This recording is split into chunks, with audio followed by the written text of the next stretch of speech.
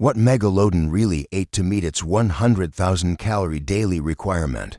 According to a new study, what scientists understand about the voracious feeding habits of the colossal megalodon could be up for some revision. The prehistoric predator that went extinct about 3.6 million years ago was not hunting only large marine mammals such as whales as researchers widely thought. A new study has found. Instead, minerals in fossilized teeth reveal that megalodon might have been an opportunistic feeder to meet its remarkable 100,000 calorie per day requirement.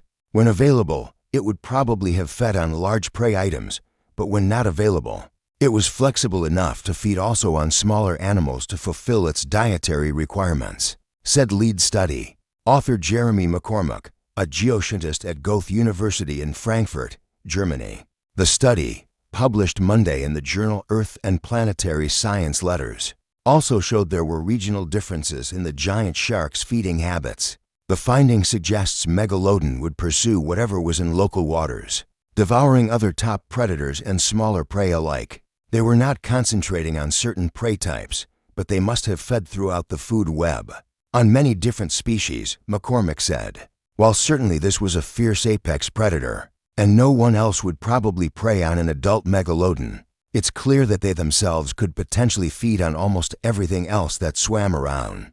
Megalodon dispatched its prey with a ferocious bite and lethal, serrated teeth that could reach up to 7 inches 18 centimeters long, the size of a human hand. The super predator's teeth, abundant in the fossil record, are what McCormack and his colleagues used to conduct a geochemical analysis, unlocking fresh clues that could challenge megalodon's role as sole king of the ancient seas. Zinc in megalodon teeth. It's not the first time that a study has challenged previous knowledge about the enormous sea creature. In fact, many questions remain unanswered about Otodus megalodon, its scientific species name meaning giant tooth. Since no complete fossil has ever been discovered, the lack of hard evidence stems from the fact that fish skeletons are made of softer cartilage rather than bone, so they don't fossilize very well. Recent research found that the animal was more warm-blooded than other sharks, for example, and there is an ongoing debate about its size and shape. Scientists who created a 3D reconstruction suggested in 2022 that megalodon was about 3 times as long as a great white shark, about 50 to feet 16 meters. However, a March study hypothesized that the megashark was actually much larger, up to 80 feet 24 meters in length, and even longer than the fictional version. In the 2018 blockbuster The Meg, which suggested the ancient predator was 75 feet 23 meters from head to tail. As for megalodon's feeding habits, determining what it ate based on fossil evidence poses challenges. According to McCormack, we know that they fed on large marine mammals from tooth bite marks, he said.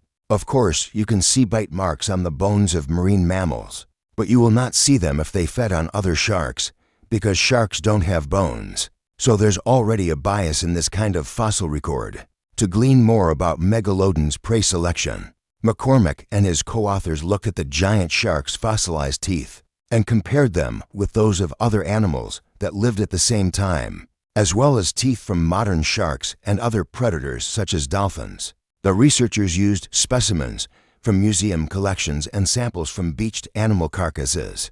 Specifically, the study team conducted a lab analysis of zinc, a mineral that is acquired only through food.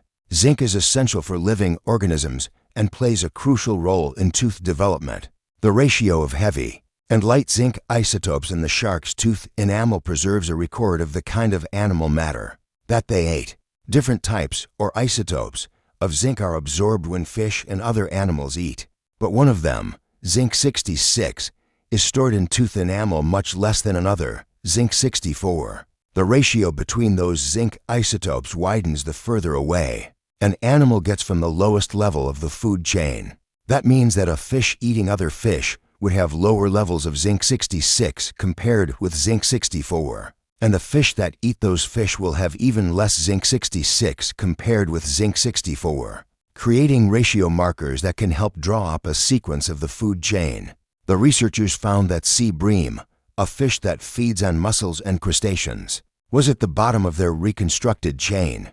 followed by smaller sharks from the Carcharhinus genus, up to 9.8 feet 3 meters in length, and extinct toothed whales comparable in size to modern dolphins. Farther up were larger sharks such as the Galeocerdoeduncus, similar to a modern tiger shark, and occupying the top slot was megalodon, but its zinc ratios were not so different as to suggest a massive gap with the lower tier animals, meaning they might have been part of megalodon's diet too.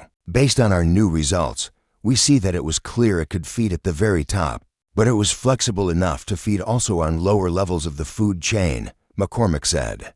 In addition, the researchers found megalodon was not alone at the top of the food chain, but instead shared the spot with other opportunistic supercarnivores, such as its close relative Ototus tubutensis and the lesser-known Rallacelichus cuspidatus, another giant fish-eating shark. That revelation challenges the assumption that megalodon was the exclusive ruler of the oceans and draws comparisons with the great white shark, another large opportunistic feeder.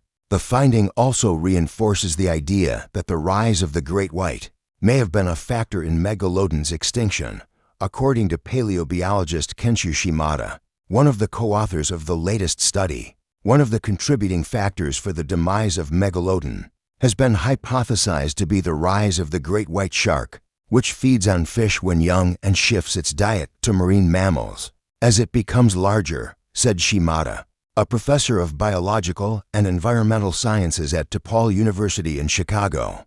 Our new study that demonstrates the diet overlap between the great white shark and megalodon strengthens the idea that the evolution of the smaller, likely more agile and maneuverable great white shark could have indeed driven megalodon to extinction. Megalodon versus great white shark. The new research allows scientists to recreate a snapshot of the marine food web that existed about 20 million years ago, according to Jack Cooper, a UK-based paleobiologist and megalodon expert who wasn't involved with the study. The general picture of megalodon has been of a gigantic shark munching on whales, Cooper said in an email. This study adds a new dimension, that megalodon probably had a wide range of prey. Essentially, it probably ate not just whales, but whatever it wanted.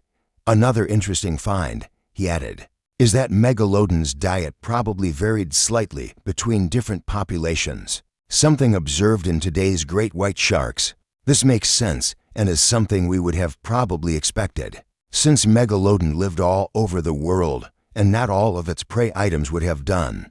But it's wonderful to have concrete data supporting this hypothesis, Cooper said. The study adds to a growing body of evidence that is reshaping commonly held beliefs about megalodon and its close relatives, said Alberto Collaretta, a researcher in the Department of Earth Sciences at Italy's University of Pisa who was not involved in the research. These have led us to abandon traditional reconstruction of the megatooth sharks as inflated versions of the modern white shark. We now know that the megalodon was something else in terms of size, shape, and ancestry, and of biology, too, Collaretta said via email. The Miocene paleo ecosystems in question did not work in a radically different way compared to their modern counterparts, even if they feature completely extinct protagonists such as the megatooth sharks, he added, highlighting what he found to be the report's key takeaway. That said, it is still useful to acknowledge that our understanding of the meg is essentially limited to its ubiquitous teeth, a few vertebrae, and a handful of scales. What I'd really love to see emerging from the foggy ruins of time is a complete meg skeleton. Let's hope that the fossil record will amaze us once again.